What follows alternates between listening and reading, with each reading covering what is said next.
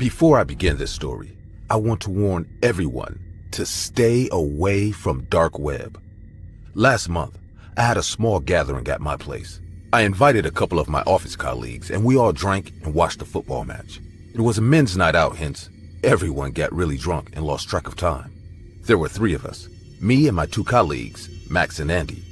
We work in the IT department of a multinational company.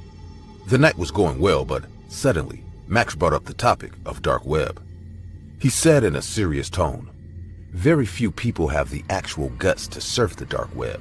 If you lost your way there, you have no idea what horrible things will come up." In my college days, I also accessed dark web once or twice, but nothing horrible took place. I said in a mocking tone, "Well, I think people spread a lot of rumors about the dark web. It's not that dangerous at all." Andy said, I never want to step in that arena. One of my college seniors told me that a guy ordered drugs from the dark web once, but instead, someone sent him the dust of human bones, which he snorted. I said in a surprised voice, "What? What happened to him?" Andy replied while taking a sip from his beer bottle, "That guy barely got out alive. My senior told me he bled terribly from his nose." I laughed and said, "I think your senior lied, dude. I can show you dark web is not that scary at all." I got up and turned on my laptop. Max and Andy sat beside me on the couch and we started to surf the dark web using the Tor browser. I was drunk and got adamant.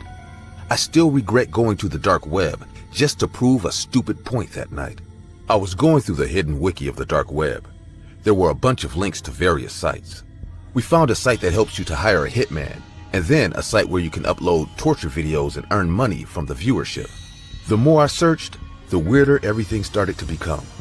Max said, "Dude, can't believe some people can be this creepy in real life."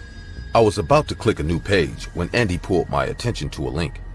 The link read, http://truefootages.onion. I said, "Let's check out this link." Max grabbed my hand and said, "I don't think we should click on random links, Matthew. Let's just get out of this and watch the game. Seems like you are not one of those people who have the guts to surf the dark web, huh?" I later realized how I insulted him, but I know I should have listened to Max that night.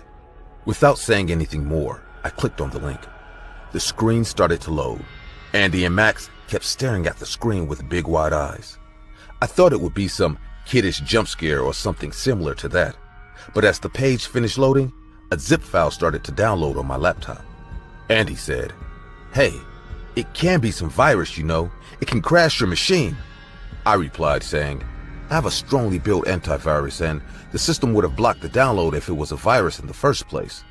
Anyways, after the file downloaded, I extracted it in my laptop and it came across with 3 MP4 files in it. I finished my beer in one sip and said, "Are you ready to watch some dark web footages?" and smirked. Max and Andy were curious too, so they nodded. As I played the first footage, a small wooden house appeared on the screen. The house was located in the countryside. The person who took the footage started to walk towards the house. As he opened the door, we saw old furniture and damp clothes lying here and there. It was evident from the condition of the house that no one lives there. We could hear the heavy breathing of the person who had the camera in his hand, but it was hard to guess whether it's a man or a woman. The person stopped near the stairs, standing in the living room. I was obviously getting bored, but suddenly, Andy said in a whispering tone, "Did you hear that sound?" I asked, "What sound?" He said, "Listen carefully. I think someone's crying." I immediately increased the volume and realized Andy is right. There was actually the sound of a man sobbing. The man was crying like he's in terrible pain. The camera started to go upstairs. Now, our heartbeats got faster. As the person with the camera reached upstairs, the video ended. Without any hesitation, I played the second video. The second video started showing a corridor lying ahead of the camera. This time, the cry could be heard more clearly. The camera kept moving towards the corridor, and it came near the door. Max said, "I think there's someone inside the room." Andy shushed him, saying, "Watch it quietly." Now, the person behind the camera went to open the doorknob, and we saw a pale-looking skinny hand with lots of rings on its fingers. The red nail polish on those fingers made the hand look even creepier. We realized it's a woman, probably in her late 40s, filming this video. As she twisted the doorknob and opened the door, a vicious sight took place. There was an old man tied up to a chair placed in the middle of the room. It was this man's cry we heard on the first footage. Seeing the woman with the camera, the man started to cry even louder. The fearful look on his face made it all look so real. The man said in a sobbing and gasping voice, "Please, Julia, let me go. Why are you doing this to me? Please, don't hurt me. Let me go, Julia." We heard the woman laughing in a very disturbing way. It was evident from her laughter that she was enjoying this man's pain. She placed the camera on a wooden stand or something like that.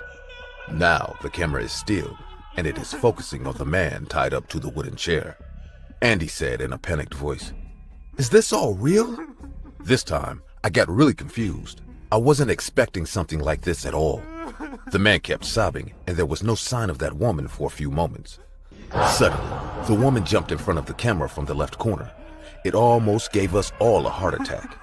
She started to laugh, looking at the camera like a maniac.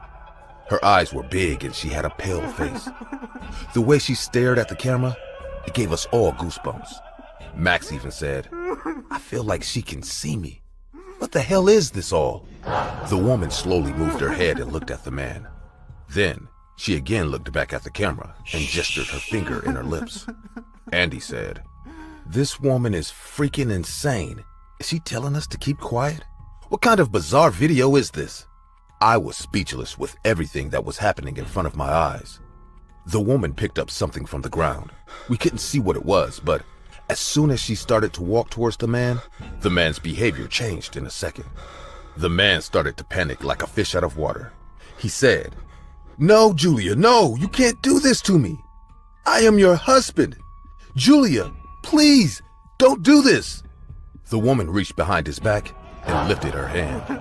She was holding a chainsaw in her hand. Her evil smile made my heart drop to my stomach. She again looked at the camera and shushed like before. The man was crying and sobbing, and the video ended there. The three of us sat silently on the couch, looking at the laptop screen flashing the third video file on it. I was literally shivering. Max was breathing heavily. Andy said in a trembling voice, "Should we watch the last video? What do you think happens in that?" Max got up and said, "Damn you, Matthew, I told you to stop." I hit my face with my palm. My forehead was covered with sweat. Then I said, I don't know." Andy played the last video. What we saw next shook us for our entire lives. The man was no more on that chair. The wall behind him was painted in blood. There was blood splattered all over the room. Our eyes were stuck on the screen. Our hearts were beating like wild horses. When we saw that woman coming in front of the camera from the left side again, her head was down looking at the floor. Her hair covered her partial face. I could tell she was holding something in her hand. She then stopped and turned towards the camera. Her face was still looking down. She started to cry like a child. Her cry was making everything even more uncomfortable now. She cried, standing like that for a few more seconds, and then suddenly lifted her hand with the bloody head of her dead husband.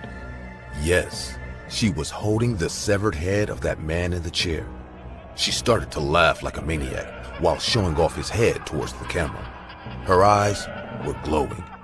She was looking like the devil from hell. Max gasped, "Oh my God, did she really kill her husband with a chainsaw?" And immediately started to throw up on the floor. I was numb. I couldn't move, couldn't take my eyes away. The woman then got really close to the camera and gestured her bloody finger onto her lips and said in a whispering voice, "Shh, keep quiet." The video ended there. All of us remained awake the entire night. Andy got really sick. We admitted him to the hospital as he had a nervous breakdown after watching the video. We took the footage to the cops and told them everything.